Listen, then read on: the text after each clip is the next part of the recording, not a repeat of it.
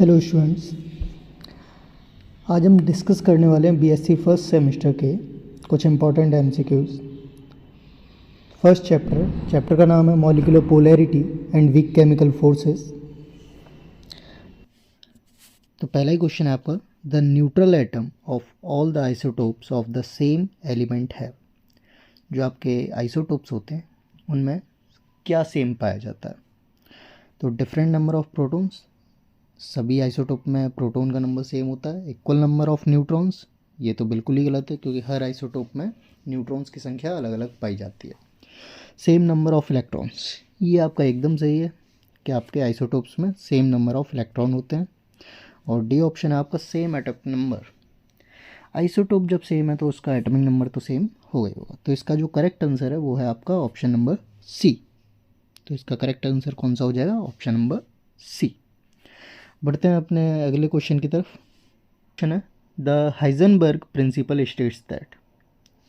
तो जो Heisenberg principal है वो यह कहता है कि आप किसी भी एटम के सब एटॉमिक पार्टिकल, जैसे कि आपका इलेक्ट्रॉन, उसकी पोजीशन और उसका मोमेंटम एक टाइम पर पता नहीं कर सकते। तो देखते हैं यहाँ पे आपका जो सी ऑप्शन है, it is the impossible to determine accurate both the position and momentum of an electron simultaneously. तो यही आपका इसका करेक्ट आंसर है। तो इसका करेक्ट आंसर हो जाएगा सी। नेक्स्ट क्वेश्चन की तरफ चलते हैं। अगला क्वेश्चन है हमारा, which statement about the 4 quantum numbers which describe electrons in atom is incorrect. तो ये आपको 4 क्वांटम नंबर्स दिए हैं किसी भी एटम के एटॉमिक नंबर के, ठीक है। तो पहला है हमारा n principal quantum number, n equals to 1 2 3। तो बिल्कुल सही है। n की जो वैल्यू हमारी 1 से शुरुआत होती है, जैसे आपका 1s2 2s2 2p। नेक्स्ट आ जाते हैं l पर। ये आपका एजिमुथल क्वांटम नंबर होता है, इसकी जो वैल्यू होती है वो 0 से शुरू होती है। तो ये आपका गलत दिया हुआ है, यहाँ पे n+1 है। तो इसका आंसर यहीं सही है क्योंकि आपका जो मैग्नेटिक क्वांटम नंबर है, जो आपका ऑप्शन नंबर सी है, वो भी आपका -L2 + L होता है इंक्लूडिंग 0। और जो आपका डी ऑप्शन है वो आपका +½ और -½ होता है स्पिन क्वांटम नंबर। तो इसका जो करेक्ट ऑप्शन है वो आपका ऑप्शन नंबर बी। ये आपको गलत दिया हुआ है। आगे बढ़ते हैं अगले क्वेश्चन की तरफ। Which atomic orbital is spherical in shape. तो स्फेरिकल इन शेप आपका एस ऑर्बिटल होता है। तो इसका करेक्ट ऑप्शन हो जाएगा क्या? ऑप्शन नंबर ए, 2s ऑर्बिटल, क्योंकि जो पी का होता है वो डम्बल शेप होता है। बात करते हैं अगले क्वेश्चन की।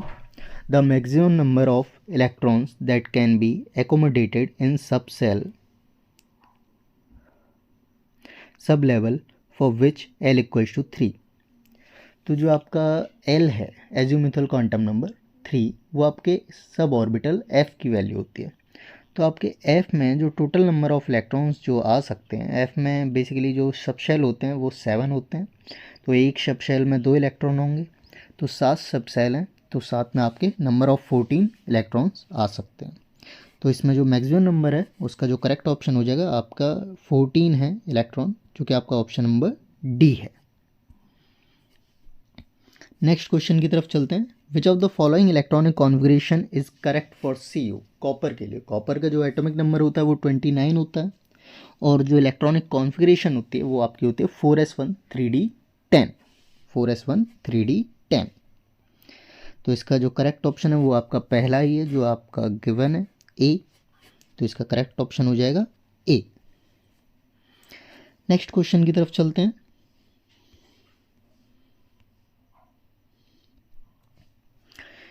In ground state of chromium atom Cr, dash unpaired electrons and the atom is dash। तो उसका नेचर और उसके अनपेयर्ड इलेक्ट्रॉन्स की संख्या हमें बतानी है।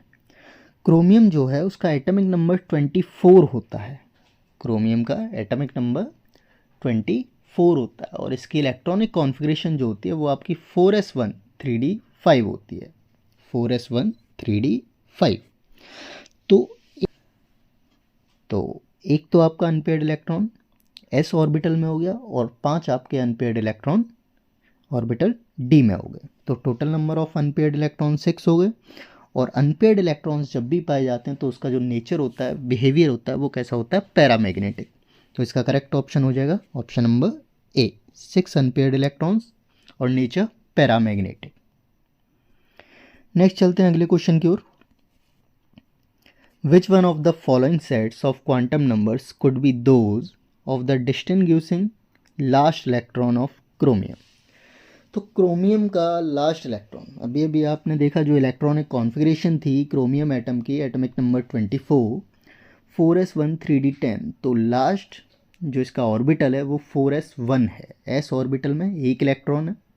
तो उसके लिए करेक्ट क्वांटम नंबर्स का सेट कौन सा है, तो 4s1। तो 4 हमारा प्रिंसिपल क्वांटम नंबर हो गया, 4 हमारा प्रिंसिपल क्वांटम नंबर 4s1। तो 4 जो है हमारा प्रिंसिपल क्वांटम नंबर है, जो कि हमारे n की वैल्यू है। तो n आपका 4 दो में गिवन है, ए और सी में। बात करते हैं s की, s आपका एजिमुथल क्वांटम नंबर से डिनोट होता है, l इक्वल्स टू 0 आएगा इसका। तो l इक्वल्स टू 0 आपका फर्स्ट ऑप्शन में, तो इसका करेक्ट ऑप्शन भी फर्स्ट ही है। बात कर लेते हैं m की, मैग्नेटिक क्वांटम नंबर, ये आपका +L2 -L होता है इंक्लूडिंग 0। तो s की वैल्यू आपकी 0 है, l की वैल्यू 0 है, तो आपका m भी 0 हो गया। और सिंगल इलेक्ट्रॉन है तो क्लॉकवाइज डायरेक्शन में होगा, तो +½ हो गया। आई होप आप सभी को सब कुछ समझ आ रहा होगा। बढ़ते हैं अपने अगले क्वेश्चन की ओर। What type of intermolecular forces are due to the attraction between induced dipole and their induced dipoles? तो जब भी induced dipoles की बात आती है वहाँ आपके लंदन फोर्सेस आते हैं। तो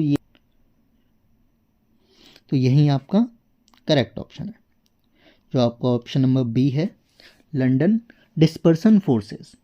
तो इसका जो करेक्ट ऑप्शन हो जाएगा वो आपका हो जाएगा क्या, option number B, London dispersion forces. Next बढ़ते हैं अगले क्वेश्चन की तरफ।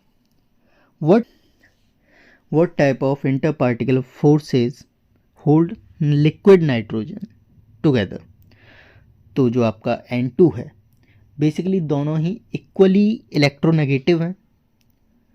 तो यहाँ पे इनके बीच में जो अट्रैक्शन फोर्स होता है वो आपका लंदन फोर्सेस पाया जाता है, जिसकी वजह से एक दूसरे से जुड़े रहते हैं। तो इसका भी करेक्ट ऑप्शन हो जाएगा क्या, option number B, London forces.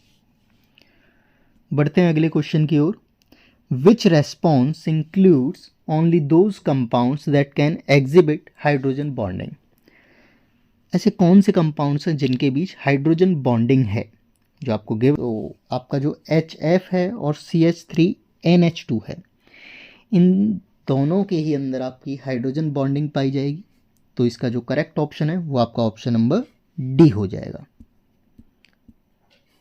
तो इसका जो करेक्ट ऑप्शन है वो आपका ऑप्शन नंबर डी हो जाएगा, CH3NH2 और HF, हाइड्रोजन फ्लोराइड। बढ़ते हैं नेक्स्ट क्वेश्चन की ओर। नेक्स्ट क्वेश्चन है आपका, which of the following boils at highest temperature. I think इसके दो ऑप्शंस गायब हैं। तो सबसे पहला इसमें मीथेन, जो कि आपका, और सेकंड है आपका, सबसे पहला इसमें मीथेन, सेकंड है आपका इथेन,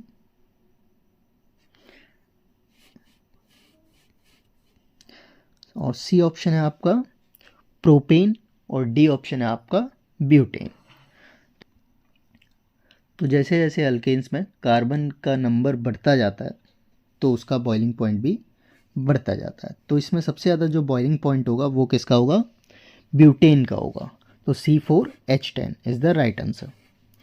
ऑप्शन नंबर डी आपका सही हो जाएगा।